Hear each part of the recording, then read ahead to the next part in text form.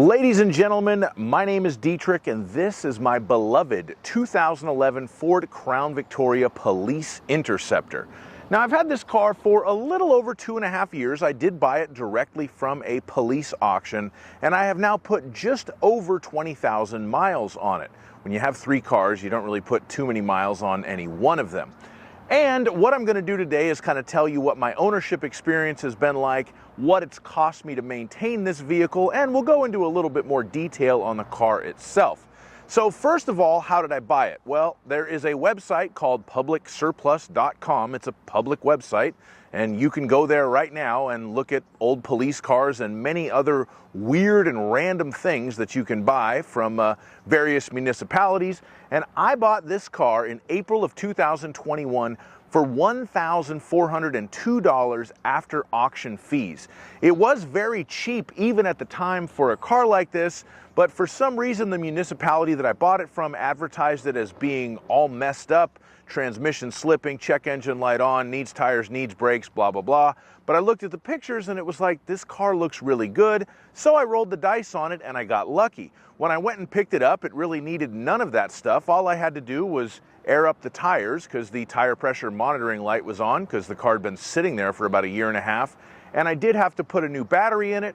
I drove it home 576 miles that day with no license plates on it, and it ran like a dream. So I really got lucky there. I'll put a link in the description to an earlier video I made about when I first bought the car and all the little knickknacks and things that I found that the police department had left in it. Now, since the last time I made a video about this car and now I have managed to get my hands on a copy of the original window sticker on this vehicle, which is somewhat fascinating. So first of all, it looks like the police department, or I should say sheriff's department, that ordered this car ordered it pretty loaded because it has a bunch of optional features, including the Comfort Convenience Group for $760. That's why it has a 6-way power driver's seat, cruise control, and the single disc AM/FM stereo, which is still installed. I haven't replaced it. It does have the driver and passenger spot lamp for $340. Those are still on there, although it must be said the driver's side is currently inoperable. I need to repair that because it's kind of broken and leaked and some water got in there. But the big one, for $2,485, it has left-hand and right-hand ballistic door panels. So, if you and I ever get into a shootout and I'm using my Crown Victoria Police Interceptor, please know that mine has the bulletproof door panels. To me, that's just so cool. Not that I ever plan on using it or doing anything with it or needing it, but hey, I've got a car with bulletproof doors that I bought from a police auction, and I got the proof right here on the window sticker. The other document that I have is one that I have created. It's my little blue book of service on this car. So like I said, when I first got the car, I did need to put a battery in it and I put air in the tires, and that was all it needed to drive home. But once I got it home, I did go on a pretty extensive campaign of maintenance on the vehicle. So pretty much anything maintenance-wise that can be done to one of these cars has been done to this car. It's had a 4-wheel alignment, it's had a coolant flush, it's had new spark plugs installed, it's probably had 4 or 5 oil changes since I've had it. I could count them all up. I have it written down in here if I wanted to. Brake fluid flush, power steering flush, the rear axle oil has been drained and changed, the fuel filter has been replaced, so all of the servicing has been done. There have been a couple of things that I have had to pay for that went bad on the car or needed to be fixed. One of them was the hood latch. That needed to be replaced kind of when I first got it. Not a big problem. I did have to do one of the catalytic converters. That was about $600. And then earlier this year, I noticed that I was leaking some fluid. Now, since I first got the car, whenever I got an oil change, people would advise me that the rear main seal was starting to seep on the vehicle. It wasn't leaving any visible drops of oil anywhere, and it didn't seem to be leaking or burning oil. So I figured I would address that when the time came. So when I saw that I was getting some drips and some leaks, I figured it was probably the rear main seal. Took it to the shop, and it was actually transmission fluid. So I guess there is a transmission shifter linkage bushing somewhere buried in the automatic transmission on this car that had failed, so that was causing the transmission fluid leak. Now, this is one of those things where you know, it's like a $20 part, but it takes a lot of labor to get to it. And thankfully and luckily, I work for an auto group where we get employee discounted pricing on parts and service at different dealers. And we do have a Ford dealer very close to me. So I was able to get employee pricing on having the shifter linkage bushing replaced. And I figured since they were down there, they might as well do the rear main seal as well.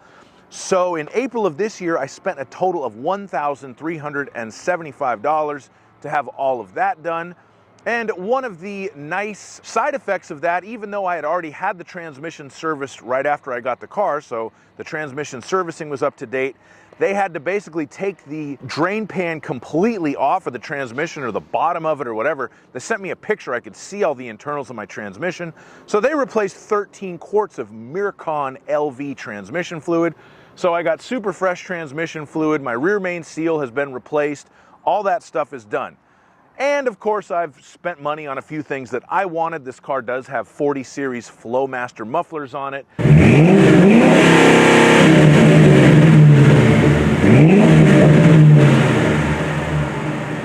The ceramic window tinting all around. I put a civilian back seat in it. I took out the plastic cop back seat. And I put a nice center console in there that I ordered off of eBay that was made specifically for this car to make it more comfortable. So with all that being said, I have spent just on servicing parts and accessories on my 2011 Ford Crown Victoria Police Interceptor, $6,193, which is a surprising figure even to me. But like I said, all of the servicing that could be done has been done. I did replace that shifter bushing and rear main seal at great expense, one of the catalytic converters, new mufflers, new seat, tinted windows. This stuff adds up. So is this car a money pit? I don't really think so, because honestly, at this point, I feel like I could get another 3 to 4 years if I wanted to get rid of my other cars and just use this as my daily driver. I probably could. It's very solid right now. It's running great. It's not giving me any issues, but there's a few little things that still need to be done to it. When you have an older car like this that you only paid $1,400 for up front, you do get more ancillary costs further down the road, as I am now. So what is wrong with the car currently? Not a whole lot. Like I mentioned earlier, I do need to do something about the driver's side spotlight. The alley light is not working on this side. It does work on the passenger side. The other thing is, for some reason, the rear defroster doesn't work on this car. I need to maybe figure something out with that. It's not really a big issue for me in Southern California. It's not something that I need to use very much, but I would like to get it fixed because I would like the car to be fully functional. The tires, these are actually still the original tires that came on it when I picked it up from the police auction, and they still have decent tread on them, but they are starting to dry rot just because they're getting old. So I'm probably going to have to replace the tires. I'm aiming for probably August or September of next year. I think I can get another 9 months out of them because I really don't drive the car that much, and they're okay for now, but I definitely don't have a year's worth of time left on the tires. And probably the brake pads are going to be needing to replace soon. Again, I have not replaced those. They haven't needed it since I picked the car up from the police auction. And I do still have the original stereo in it. Like I mentioned earlier, I would kind of like to put maybe something with navigation or Apple CarPlay in there. Somehow I just haven't gotten around to it. The car's plenty comfortable the way it is, but you know, I could always do that. And the other thing, kind of one of the biggest complaints I have about the car is the headlights suck on these Crown Victorias. I think it was just something that all of them had. They just weren't very good. They're not very bright at night. When I take it to a more rural area, I have driven this car to South Lake Tahoe several times. It's really bad at night up there. So I need to figure out some kind of aftermarket lighting solution in the front as well. And I'm sure at some point one of the other catalytic converters will need to be replaced because there's 4 of them. But at the moment, the car drives like a dream. It's solid, transmission shifts smooth, starts up every time, and I really love it. So I'm really glad that I bought this car. I had kind of wanted one for a long time, and now I have it.